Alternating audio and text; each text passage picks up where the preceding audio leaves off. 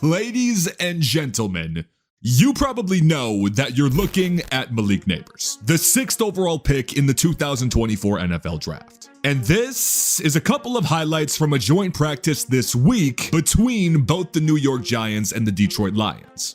And this guy, yeah, he is putting on a show. In fact, that's really been the case ever since the beginning of training camp for this team. Now sure, seeing Malik Nabers dominate his own team's secondary in live practice, that is one thing in itself. But I mean, with some of the film that we now have of him going up against opposing secondaries,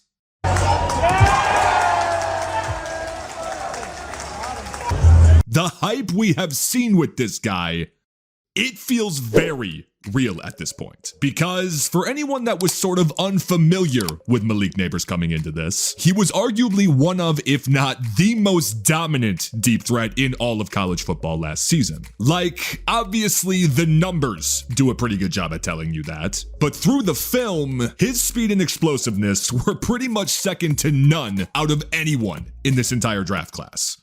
Look at the time he has, and he's got a man wide open, and you know who it is. Act like it's a curl, throttle down. That just gets Richardson to hesitate a moment.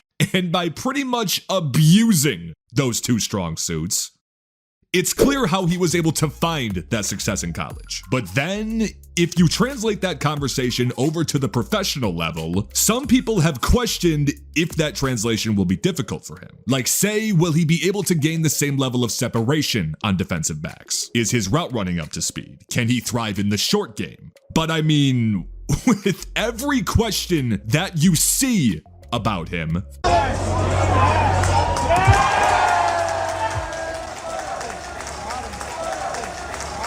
he is just continuing to impress. And as you might have also seen, things are getting chippy with opposing secondaries because of it. But with a fair amount of these clips that we have seen so far, along with taking just a little glimpse into the depth chart of the Giants, specifically in the wide receiver room, New York was hoping to get the pure definition of a 3-level wide receiver out of Malik Nabers with this draft selection.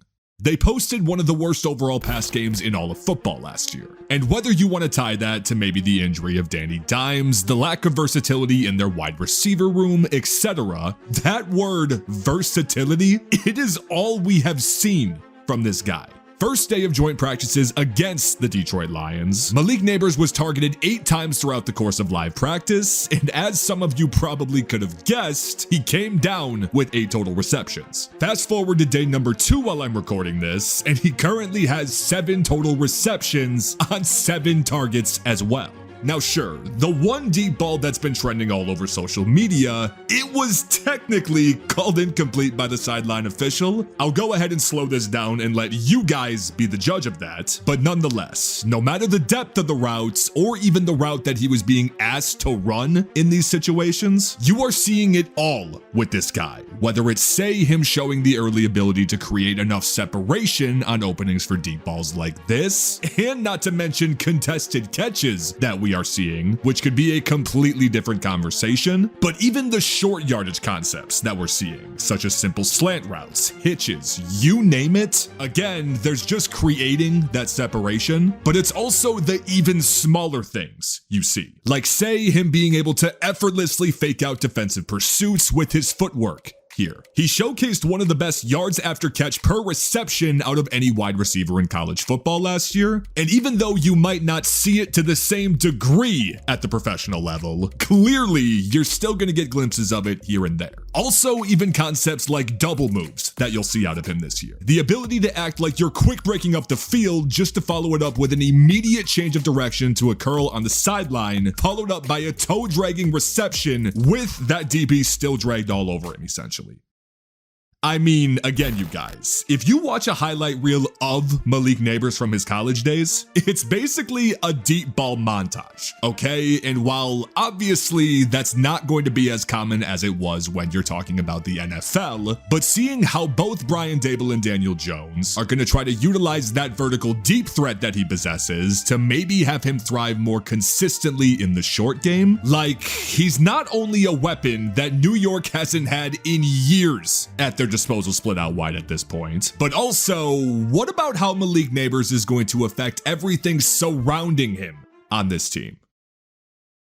Now guys, remember how we said this was one of the worst pass games in all of football last year? But even though production-wise, that might be the case, let's go ahead and add some context here. That was without a Malik Nabers at your disposal. An injured Daniel Jones that missed most of the year. One of the worst offensive lines in all of football. So, do you guys at least see where I'm trying to come from here? Now regarding Danny Dimes specifically, I know some of you are going to bring up the conversation of his numbers from last season before he got injured. But I mean, what about the quarterback he was just 2 years ago? I'm not going to make assumptions from what we're seeing on just these training camps and joint practices alone, but the balls that Malik Nabers is getting thrown in these clips, they're looking pretty good out of Danny Dimes' hands. And not to mention the very hopeful offensive line improvement they want to see, with them having one of the worst pocket times in the entire league last year. This didn't just derail New York's season essentially, it also made the pass game completely one-dimensional. And honestly, Nabers by himself is practically a whole new dimension for Daboll and Jones to work with. The majority of his time in college, Malik Nabers actually lined up out of the slot. And I mean, given he had the best grade of any receiver in the FBS at doing so last year, yeah, don't be surprised if you see it quite a bit this year as well. But with having the ability to, say, throw him in different personnel packages with some of New York's other wide receivers like, say, Darius Slayton, Wan'Dale Robinson, maybe another deep threat lined up alongside him in Jalin Hyatt, really no matter the scheme he is up against, whether he's seeing man or zone in front of him, I mean, again, from his college days, he proved that he was among the best in either category. And as we get further into this season and see him get more familiar with this offense, if it's not going to be him exploiting those gaps in coverages, it's just going to be him creating them for his teammates. Like, you guys saw it when I pulled it up earlier. New York's unofficial depth chart already has him at wide receiver 1 going into the preseason. And from the clips, the film, and just about everything else we have seen so far, this guy's rookie season is gonna be one that you need to keep an eye on. Okay, and I'm also extremely curious to hear what you guys have to think of him. So please let me know in the comments. What has specifically surprised you the most out of everything we've seen from Malik Nabers and even this Giants offense so far in training camp? And of course, if you had to, predict what the Giants' final record will be this season, and even what Malik Nabers' final numbers will be this year. But once again, I just wanted to say thank you guys so much for watching. I appreciate y'all more than anything, and I will see you guys in the next video.